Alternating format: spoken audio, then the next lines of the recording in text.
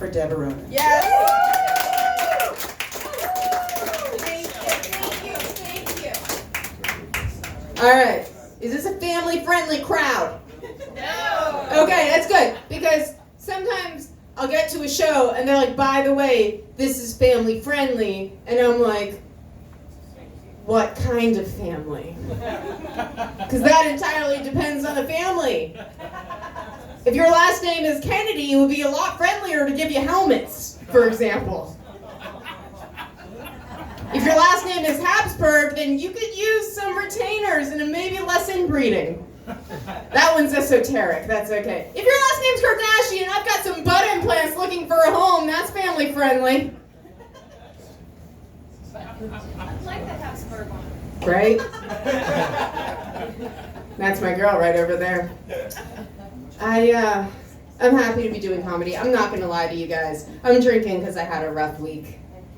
I really did. I know it's only Wednesday, but I got into a fight with a friend, and that's never fun. She actually said, Deb, every time we hang out, it's all about you. It's Deb this, Deb that, and your stupid problems, and your love life, and you never asked me how I'm doing, Deb. You're selfish. You're a selfish friend.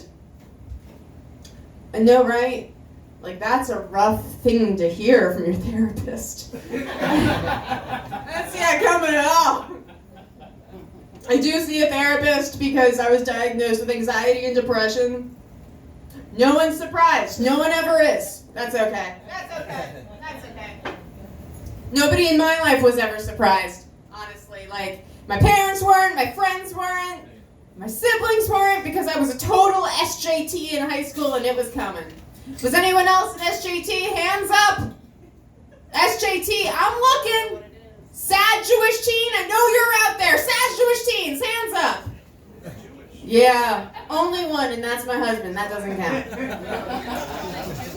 Sad Jewish teens, we're the same as regular sad teens. We just have to cut ourselves in Hebrew. It's the only difference.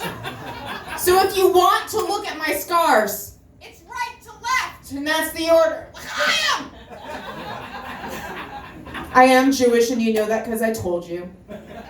Because if there's one thing you can rely on with members of the tribe, it's that we're going to fucking bring it up. Have you ever met a Jew that never talked about being Jewish? No, you haven't. That's how you found out. And I don't know exactly why we do this, because you think we know better than to draw lots of attention to ourselves. I mean, historically. I mean, I think it's a whole, hey, I'm white, but interesting situation. But personally, I talk about being Jewish because I'm a comedian and I'm not black. Or Hispanic, or Asian, Persian, nothing, I'm white. Not even milquetoast. I'm gluten-free, milquetoast white. And as a white person, I actually don't have a lot to complain about, I don't. But as a Jew, oh, I'm gonna fucking find something to complain about. Oh, you wait. Yeah, we're like all other white people except the Klan wants to kill us. So that's... The Klan calls us a dirty race, which is unfair, because we're not dirty. Being anal retentive clean is one of our stereotypes. And we're not a race. Jews are not a race, okay? Do you know what Jews are? We're a bunch of people that got together thousands of years ago and decided we all really like salmon and complaining. And that's it. I'm reminded I'm Jewish in the weirdest of ways, all right? Like, even the gym I go to, which I fully admit is the JCC, like, that part's on me. And yeah, I always have to explain that one. For those of you who are unaware, the Jewish Community Center, which is a Jewish YMCA, in Durham, is at 1937 Cornwallis Road. And for those of you not following along historically, the number 1937 is on the building of the Jewish gym where I go to work out. That's a fucked up way to remind me why I need to stay in shape. I don't need that guilt. I don't need Europe. I would be like, hey, guess why your family didn't get out of Poland? They couldn't do long distance running. I don't need that shit when I'm on the treadmill. The funniest part about that joke is the idea that I would ever be on a treadmill. I married an old Jew. That happened, yeah. Y'all met him when he came in. He won a free tape and then spilled my drink in the back. I married an old Jew, and I say old because there's a bit of an age gap. I'm 33. I know I don't look it. You know that phrase, Jew don't crack? I'm 33, he's 45. What? Yeah.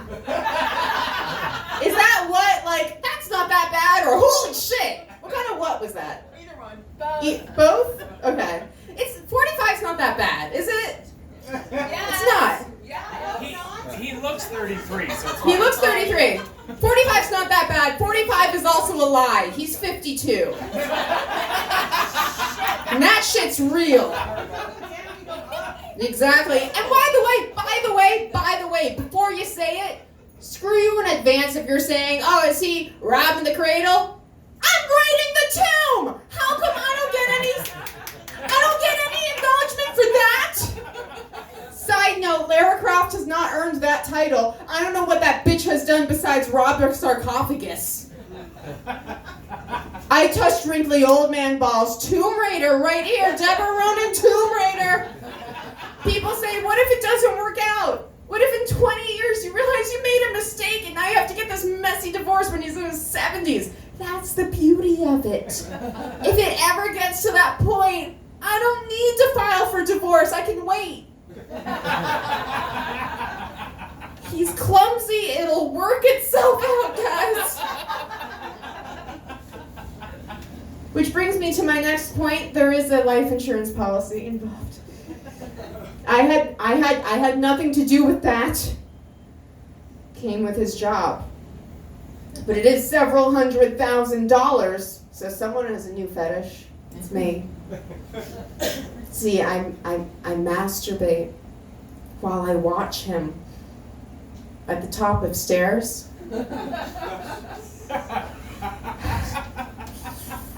Oh, baby, can you go up a few more steps? I'm almost done. 150,000. 175,000. 200,000. I don't need to describe masturbation to you guys. You've done it. You've all done it. I'm very cute, right? Like, I make fun of him a lot, but I'm very cute in a relationship, and I snuggle up to him all the time, and I love him very much. So one night we're in bed, and I'm just curling up next to him, and I said, hey, wouldn't it be really fun if we could switch bodies for a day? Like, you would know what it's like to be me, and I would know what it's like to be you, and you could get out, rub my feet the way I like, and I could scratch your back the way you like. And he goes, yeah, that would be really fun. And I could finally teach you how to suck a dick. I know, I'm being adorable, and he takes a hard left turn. I said, okay, well, seemed to come out of nowhere, but let's go with it. In this hypothetical, you realize you're tasting your own dick.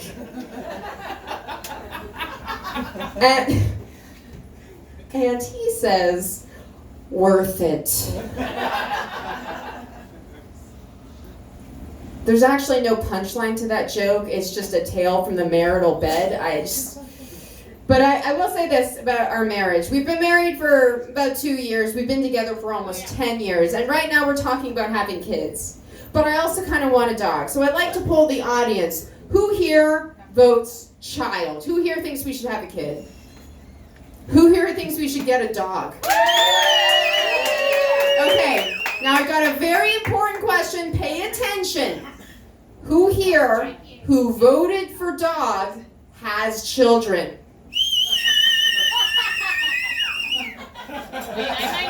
You're ballsy to admit that shit. Oh my god. You know what, this is on video. It's going up on YouTube. I hope your kids don't watch it. Holy shit. I know I love you, sweetie, but a dachshund is so adorable and I almost had him. Who here plays Dungeons and Dragons? Yeah! Okay. Alright, that's not many of you, so I'm going to rephrase it. Who has at all heard of Dungeons and Dragons? Okay, This joke might just be for me, but let's keep going. I've started playing Dungeons and Dragons for the first time in my life. And so I'm just getting used to the game. And if you're not familiar at all, the game is like somebody comes up with a story and a bunch of their friends kind of go on this adventure in their minds, but they roll die, 20-sided die, to figure out like how good they're gonna be. Like if you stab somebody, you roll a 20, you get them. If you roll a 1, you missed and they stabbed you, you know? And they have to roll for damage, that kind of shit. I love this. I work in a cafe. I want that to be my customer service. I want, hey, can I have a cup of coffee? Roll a d20. Let's see what happens. Oh, a 4? Let's see if you can catch this cup of coffee. Roll for damage, bitch. No, but really, I want to bring this. I want to bring this into the bedroom. In case my husband gets freaky and wants one of my apparently terrible blowjobs. It was through that joke that I found out I'm so bad at them. Something about sharp teeth. He says, babe, can we get freaky tonight? Ooh, roll a d20, bitch. Let's see what happens. 1. Ah! Roll for damage. 6. Fuck! It's gonna hurt! Get ready for teeth, bitch! You rolled a 6 in damage! But here, if you're starting to feel bad for him, don't. Don't feel bad for him. Because here's the good part. If he rolls a d20, the best possible outcome, if he rolls a d20, do you know what his prize is? Another woman sucks his dick. I get a break and he gets a quality blowjob. We both win. All right. I think we've gotten to know each other like a little bit, so I'm going to share something with you guys. I've started shaving again. You know. Vagina. That's what I'm just circling it, by the way. The hair doesn't go out to here. I'm just circling. It's still the same shape. It's still a triangle. I still got my Raleigh, Durham, Chapel Hill. Sometimes it goes out to Hillsborough, but sometimes it comes up to High Point, but all right. In the depth of winter, it goes to the Outer Banks. That's it. That's as far as it goes. And by the way, if you're wondering in this geography lesson, what is it when there's no hair to guide you at all and it's just hairless, pale, white, and uninviting with no real characteristics whatsoever? That's Carrie. You call that a Carrie.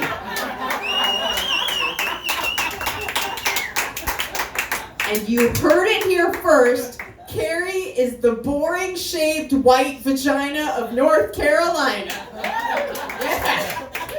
And Fayetteville's in the back. We all knew that one. But by the way, you can shave Fayetteville if you want to. It's still gonna be shitty. Okay? You can bleach it. It's still gonna be bad.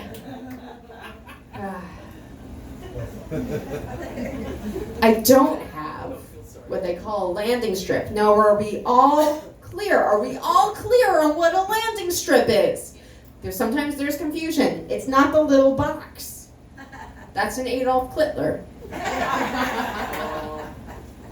I, for obvious reasons, don't have that. My husband gets an erection, looks like a Sig Heil. It's awkward.